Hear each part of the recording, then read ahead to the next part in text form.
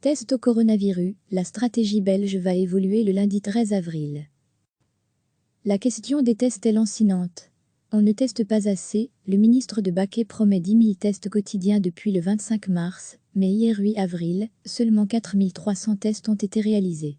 Cette question figure également à l'agenda du RMG, le Risk Management Group, qui est composé de divers experts du SPF Santé publique et de représentants des cabinets des ministres responsables au niveau fédéral et dans les entités fédérées. Ceux-ci constatent les difficultés concernant les tests et évoquent un problème logistique plus qu'une question de capacité. Après discussion, et en ligne avec les décisions prises, le 25 mars dernier, le RMG recommande, après une réunion qui s'est tenue le mercredi 8 avril, la stratégie suivante. Cette nouvelle stratégie doit débuter le lundi 13 avril. Le RMG recommande également, lorsque le déconfinement aura débuté, que soient testés les contacts des personnes qui ont été confirmées positives au Covid-19. Cette question a été discutée au sein du RMG. Pourquoi ne pas tester plus de personnes même asymptomatiques ? Le RA, Risk Assessment Group, composé lui d'experts du risque sanitaire, entre autres, estime que tester des personnes asymptomatiques pourrait donner un faux sentiment de sécurité. En effet, le risque d'attraper le virus est permanent, même s'il tend à légèrement décroître grâce aux mesures. Se faire tester négatif le lundi n'empêchera pas le virus de vous contaminer le mardi, par exemple. Sans test très régulier donc, et impossible pour le moment, les experts déconseillent cette stratégie, qui de toute façon, pour le moment, n'est pas envisageable. À la Chambre, ce jeudi, le ministre Open VLD Philippe de Baquet, en charge de la Task Force Corona, responsable pour les tests et l'obtention de matériel, s'est exprimé d'une façon pour le moins inédite, à propos des experts. Il faut ouvrir les critères des tests aux patients asymptomatiques pour avoir une idée précise de la propagation de la pandémie.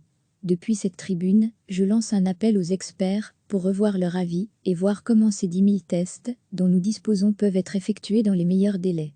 Et s'ils ne le font pas, je ne manquerai pas d'assumer mes propres responsabilités après le week-end.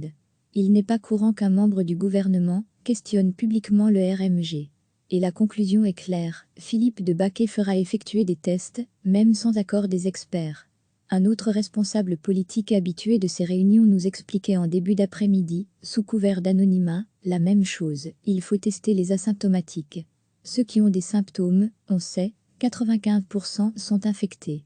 Le RMG ne se rend pas compte de la situation sur le terrain et sous-estime la peur chez les personnes qui travaillent. Ce vendredi après-midi, la Première ministre Sophie Wilmès organise un comité de concertation avec les différents ministres de la Santé. La stratégie belge de testing va changer ce lundi, à voir si les experts changent d'avis ou restent sur leur position. Et ce que décidera le monde politique, recevez chaque matin l'essentiel de l'actualité. La question des tests est lancinante. On ne teste pas assez, le ministre de Baquet promet 10 000 tests quotidiens depuis le 25 mars, mais hier 8 avril, seulement 4 300 tests ont été réalisés. Cette question figure également à l'agenda du RMG, le Risk Management Group, qui est composé de divers experts du SPF Santé publique et de représentants des cabinets des ministres responsables au niveau fédéral et dans les entités fédérées.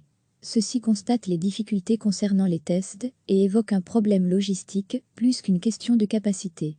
Après discussion, et en ligne avec les décisions prises, le 25 mars dernier, le RMG recommande, après une réunion qui s'est tenue le mercredi 8 avril, la stratégie suivante. Cette nouvelle stratégie doit débuter le lundi 13 avril. Le RMG recommande également, lorsque le déconfinement aura débuté, que soient testés les contacts des personnes qui ont été confirmées positives au Covid-19. Cette question a été discutée au sein du RMG. Pourquoi ne pas tester plus de personnes même asymptomatiques ? Le RA, Risk Assessment Group, composé lui d'experts du risque sanitaire, entre autres, estime que tester des personnes asymptomatiques pourrait donner un faux sentiment de sécurité. En effet, le risque d'attraper le virus est permanent, même s'il tend à légèrement décroître grâce aux mesures. Se faire tester négatif le lundi n'empêchera pas le virus de vous contaminer le mardi, par exemple.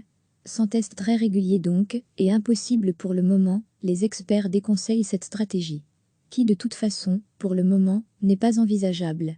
À la Chambre, ce jeudi, le ministre Open VLD Philippe de Baquet, en charge de la Task Force Corona, responsable pour les tests et l'obtention de matériel, s'est exprimé d'une façon pour le moins inédite, à propos des experts. Il faut ouvrir les critères des tests aux patients asymptomatiques pour avoir une idée précise de la propagation de la pandémie. Depuis cette tribune, je lance un appel aux experts pour revoir leur avis et voir comment ces 10 000 tests dont nous disposons peuvent être effectués dans les meilleurs délais. Et s'ils ne le font pas, je ne manquerai pas d'assumer mes propres responsabilités après le week-end. Il n'est pas courant qu'un membre du gouvernement questionne publiquement le RMG. Et la conclusion est claire, Philippe de Baquet fera effectuer des tests, même sans accord des experts.